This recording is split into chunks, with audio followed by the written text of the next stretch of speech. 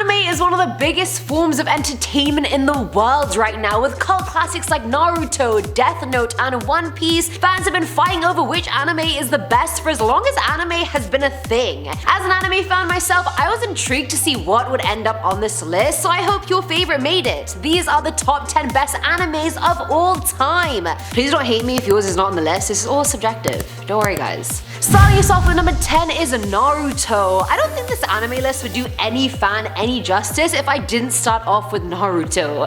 Named the 4th best-selling manga series in history. Now this one's a bit tough because some people think Naruto is better than its sequel Naruto Shippuden and vice versa. Why not just love them both? The manga is split into 2 parts, which is why the show also has 2 parts. Naruto focuses on the lives and times of a young ninja called Naruto Uzumaki, and his goal in life is to become a Hokage, which makes him the leader of his village and the strongest person there. Naruto represents part 1 of the manga and details his pre-teen years. Right before he was born, this demon Kyuubi is sealed inside of him, which makes his life in the village a tiny bit hard. The struggle is very real for him, but he's always optimistic somehow. The villains are also so enjoyably evil in this anime that's crazy. Now Naruto Shippuden is part 2 and starts off 2.5 years after the events of Naruto. He's older now, he's more confident, and frankly the plot is a lot darker, more mature and a lot more violent. Part 1 is more character focused and part 2 is more plot focused, if that makes any sense. So if you have one preference over the other, maybe watch that one first. But yeah, Naruto! Coming in at number 9 is One Piece. I think this is the first anime I'd ever heard of. My best friends used to watch it all the time when I was a kid, and I had no idea what it was except for the fact it had 1,000 episodes.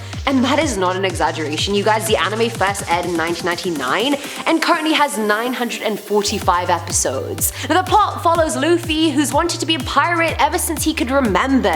Years end up passing, and he accidentally acquires the properties of rubber when he eats a supernatural gum fruit. He founded the pirate crew Straw Hat Pirates and is one of their top fighters. The entire plot basically follows him and his ragtag group of friends in their quest of trying to find the most valuable treasure in the world, known as One Piece. Finding it makes the person the next pirate king, which means unlimited freedom in this world. And it's not just him who wants to find it, he's part of the Grand Age of Pirates, all of whom want this title. The guy has gone against so many other leaders, fleets, the world government, and so on. The more dangerous he becomes, the higher the bounty is for him. And as you can imagine, a lot of people would want that bounty, so a lot of people are after him. That's the overarching plot, but with that many episodes, there are so many side plots and more, and I can't really go into every single one of them, but it's actually very funny as well. It's a One Piece, come on, just watch it. Anime A is COWBOY BEBOP. Critics have dubbed this anime a masterpiece. The sci-fi story brought in a lot of Western viewers at the start of the century, which kind of served as a gateway for the Western world. Set in the year 2071, the plot follows a group of bounty hunters as they travel through space in their spacecraft BEBOP.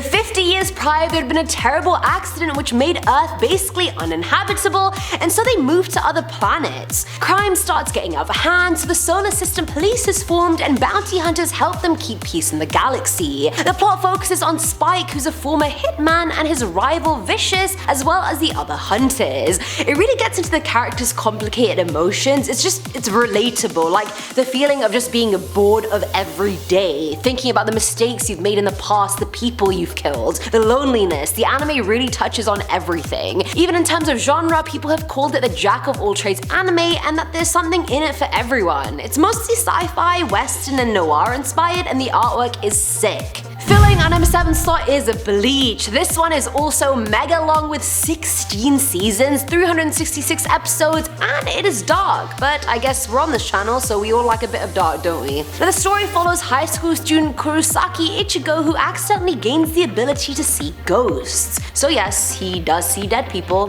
Now, his family gets attacked by a hollow, which is just an evil ghost that will kill you. A soul reaper named Ruika swoops in and tries to save the family and ends up getting injured and unable to finish finish her job. So Kurosaki takes her powers and becomes like a substitute Soul Reaper, but you don't just become one out of nowhere, you have to train. So he joins up with his classmates who have cool powers of their own, and they go and hunt hollows. It's just very adventure filled and interesting. Despite it being so long, it does actually always keep you engaged. It's very similar to the movie Sixth Sense, so if you liked that, you will love Bleach. Now at number 6 is Dragon Ball Z. Again, another household name and fan favorite that really needs no introduction. Aired in 1989, Dragon Ball Z is a sequel to its predecessor Dragon Ball, and they follow the character of Goku. The first one follows Goku through childhood into adulthood, and the sequel starts 5 years after the events of the last one. Goku is basically a Saiyan, which is an alien race, and he's sent to Earth as a baby to destroy it. When he lands, he hits his head and kind of forgets all about it, and then his dad raises him and he ends up being good. It's a martial arts anime, you guys, so yes, there's a lot of fighting sequences, flash attacks, and they're not easy fights. Goku will literally wait till his opponents are at their strongest to then fight them. Dragon Ball Z follows Goku as an adult as well as the life of his son Gohan. Goku has to defend Earth from getting destroyed by a number of different enemies like Frieza, which are basically aliens, androids, and Majins, which are kind of like magical creatures. It is so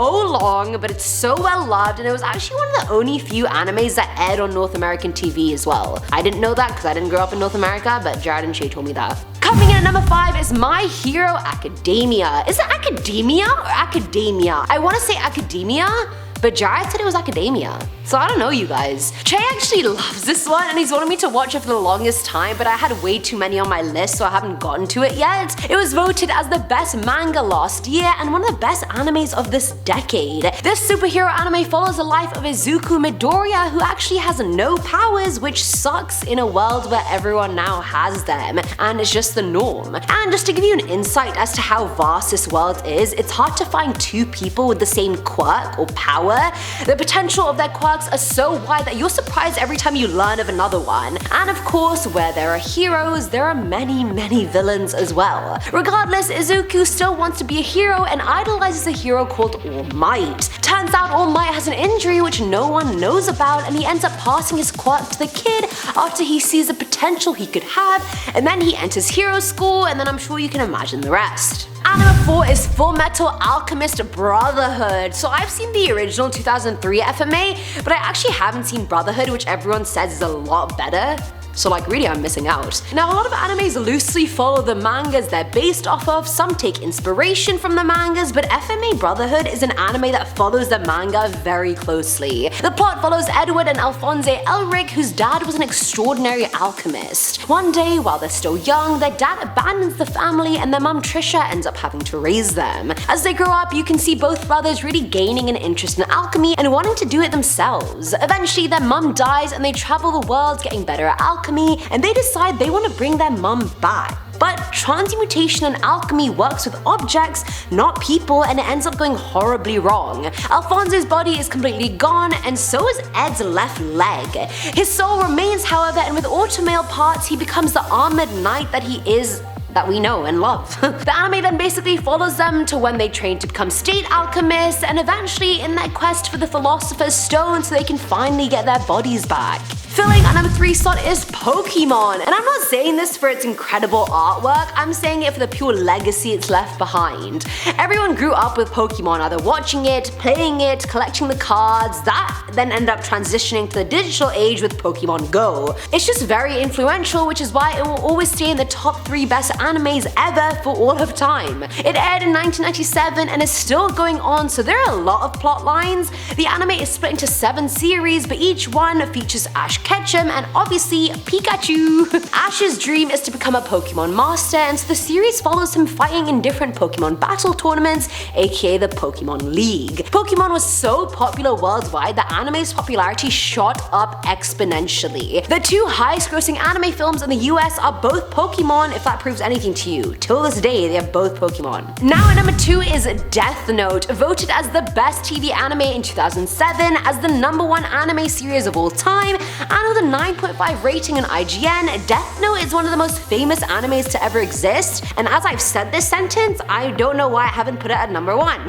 Now even if you're not into anime or have never watched it, you have probably heard of Deathnote. So as you can probably guess from the title, the story is about a teenage prodigy called Light Yagami who finds a notebook called, you guessed it, the Deathnote. The book has the ability to kill anyone whose name you write inside of it, and that's because it belonged to the Shinigami beforehand, which is the supernatural death god. The Shinigami is honestly just bored and is like, you know what, I wonder what happens if a human finds this notebook. The plot then follows Light as he uses the book to kill people he thinks aren't worthy of life, like murderers, evil people, and so on. His aim is to rid the world of crime, but he's not a good heroic guy. Like, of course his rampage has consequences, an elite force of officers are tasked with stopping him. It's only 37 episodes, and I know for a fact they made a live action movie of it too, which I refuse to watch because I just know it's gonna be done terribly, but the anime is very worth watching. And finally, at number 1 is Attack on Titan. Oh my god, I have so many things to say. I just finished watching it last week and it's become my favorite anime I've seen ever. Voted as the best action anime and the one that you guys always recommended to me the most when I first started watching anime, Attack on Titan is just amazing. Like, I don't even have the words. But also, just to preface, I was very unsure whether to put Deathnote at number 1 or Attack on Titan. I feel like they can both like interchange, you feel me? Now the plot centers on Eren Yeager and his best friends Mikasa and Armin. The story is set in a world where humans are contained within 3 walls, protected from human-eating titans that live outside the walls. Some of these titans are small, like around 3 meters tall, and others are freaking gigantic, like 15 meters plus. It starts with Eren's hometown getting overrun by titans and his mother getting eaten and him having to watch that. Eren and his friends then train and join the Scout Regiment, which is a branch of the military tasked to go out and collect information on titans and kill as many as possible. But it's not just action, there's so much underlying politics going on, corruption within the different military branches, the friendships will make you cry, the plot twist will freaking shock you, and it's just so good. I nearly cried 3 times. Anyway guys, that is it for today's video. Let me know which animes from this list you have watched, and please don't hate me if the anime you love isn't on this list. Recommend it to me in the comments. I'd love to watch it. I think the next one, what am I gonna watch next? I'm watching Baki right now. Let me know if you guys are watching Baki. Anyway, I've been your host Eamon Hassan, and I'll catch you in the next one. Bye! I just feel like I have lipstick on my teeth. You know? Naruto focuses on... What am I doing? I'm sorry, I even wrote this today. Part 1 is more character focused and part 2 is more plot.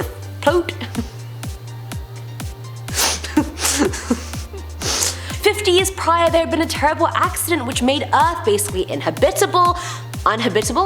What is this word? Uninhabitable? Uninhabitable? That uninhabitable? Unhabitable! Dragon Ball Z follows Goku as an adult as well as the life of his son Gohan. And the sentence ended there. Now number 2 is Deathnote. What the f did I put at number 1? Oh yeah, okay. The book has the...